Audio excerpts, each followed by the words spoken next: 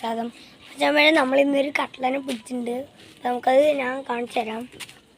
അപ്പോൾ അവിടെ നേരമൊക്കെ ഉണ്ടാ മീനിനെ കാണിച്ചു തരാം. ഇതാണ് മച്ചാന്മാരെ നമ്മുടെ കട്ട്ല. അപ്പോൾ അത് നമുക്ക് അതിന് കാണിക്കി കണ്ട. ഇതാണ് കട്ട്ല. എൻ്റെ കയ്യിൻ്റെ ഇത്രയുണ്ട്. അപ്പോൾ നമ്മൾ ചൂണ്ടിയിട്ട് പിടിച്ചാണ് കേട്ടോ. മൈദ മാവിട്ട് പിടിച്ചാണ്. പിന്നെ നമുക്കിന്ന് വേറെ മീനും കിട്ടിയിട്ടുണ്ട്. നിങ്ങൾ അതൊന്ന് പറയട്ടോ. ഇതെടുത്ത് മാറ്റിട്ട് അറിയോ നോക്കട്ടെ നിങ്ങൾക്ക്. ഇതേത് മീനാണെന്നറിയോ നിങ്ങൾക്ക്? എനിക്കറിയാം. അറിയണൊരു കമൻറ്റ് ചെയ്യ്. അതിൻ്റെ അടിയിൽ തന്നെ വേറൊരു മീനുണ്ട്.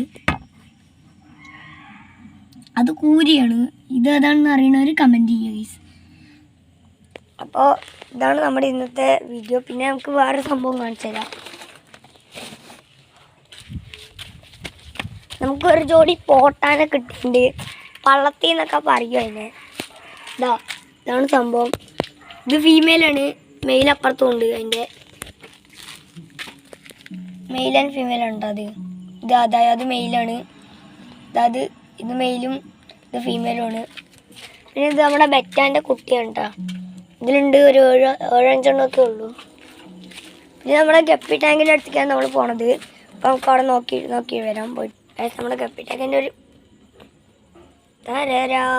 മൊയായി ഗൈസ്. വലിയ തവള ഇതിൻ്റെ ഉള്ളിൽ ചാടിയുണ്ട്. ഇനി ഗപ്പികൾക്ക് എന്തെങ്കിലും ആവുമെന്നറിയില്ല. അല്ലേ കൊണ്ടെടുക്കണത് കളയട്ടെ. എല്ലോടും മീൻ പോയടി. ഇത് കണ്ടില്ലേ ഗപ്പി? ഇത് ക്രോസാണ് കേട്ടോ. ഇത് നമ്മൾ പ്ലാറ്റിനം ആണ്.